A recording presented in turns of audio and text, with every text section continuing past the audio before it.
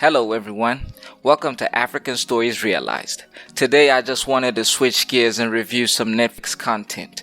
Young, Famous and African Season 1 premiered just over a week ago, but I only just finished watching the last 2 episodes, so let's get into it.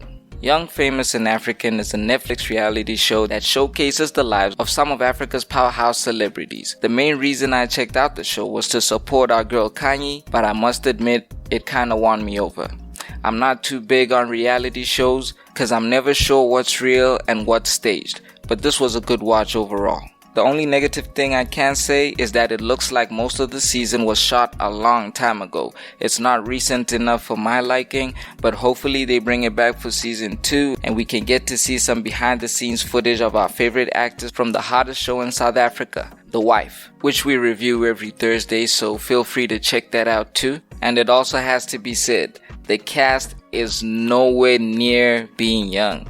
Kanye turns 37 this year, so the young part of the title is a bit of a reach, but they're definitely African and they're definitely famous.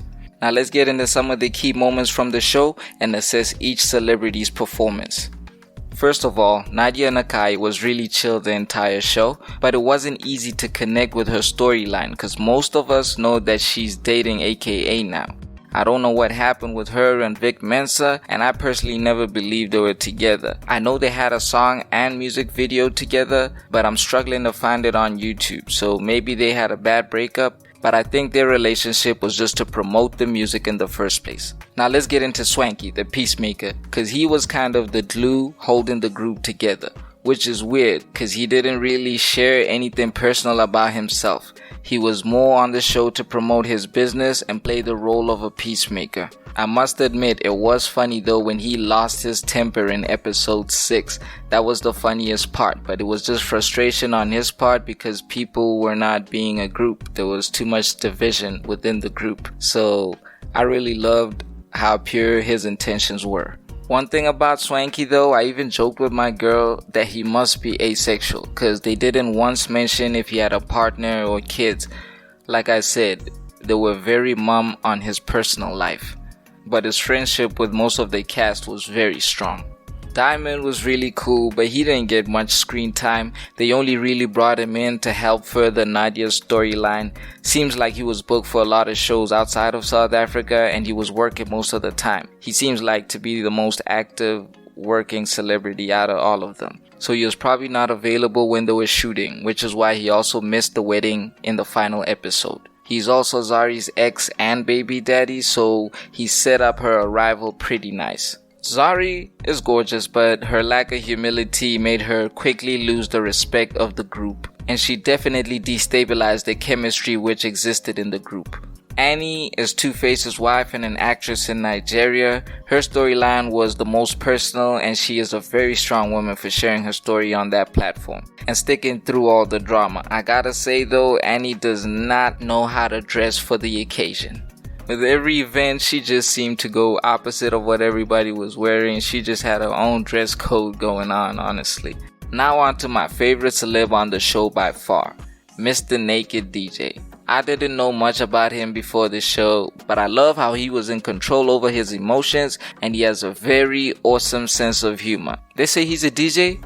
I think he might have missed his calling cause he make a great comedian. The show followed Naked DJ's relationship with his bossy girlfriend Kelly. She's not famous, but she was a good addition to the cast and by far got more screen time than all the other celebrities' partners. My second favorite character had to be Andile. He's very slick, well-spoken, and clearly as a TV presenter has a lot of media training. He was very smooth on camera, and let's just say it, he's clearly a fuckboy. Last but not least, Kanye seemed to be very mature on the show, and we got more backstory about her boyfriend, who went viral last year after claiming Kanye had abandoned him in Dubai. I'm guessing the season was shot before all that drama, which is why I say it's not recent enough for my liking. Kanye seemed to have the closest relationship with most of the cast, so we can assume she played a big part in the production of the show. Also seems like she's a great friend and values friendship. Comment down below who your favorite celeb on the show was. Now I just want to touch on some key moments and get your opinions on them, so be ready to slide in the comment section. Firstly, how do you guys feel about Kanye and Annie's first interaction? Was it right for her to call out Kanye for how she takes care of her daughter? I get where she was coming from as a concerned mother, but I think it was wrong of her to confront Kanye in front of others when they barely even know each other. That being said, it was beautiful how their friendship eventually grew and blossomed.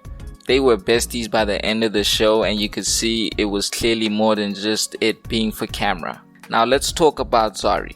Like I said earlier, she quickly lost the respect of the group and was definitely wrong when she pulled Annie's husband to the side to tell him that his wife was insecure. It might have been a little harsh for them to uninvite Zari from the wedding, but at every turn she was butting heads with everyone. Even Swanky, who was the peacemaker, got fed up with her antics, and for someone who tried to paint Annie as insecure, she ended up looking like the insecure one. Now let's talk about Andile running game on Zari. Do you guys think he violated the bromance he had with Diamond? And was Zari once again wrong for entertaining and even encouraging Andile's advances? I'm not too happy with how abruptly the season ended, but I wouldn't mind seeing another one. Thanks for watching. Don't forget to like and subscribe. This is ASR for the love of African content.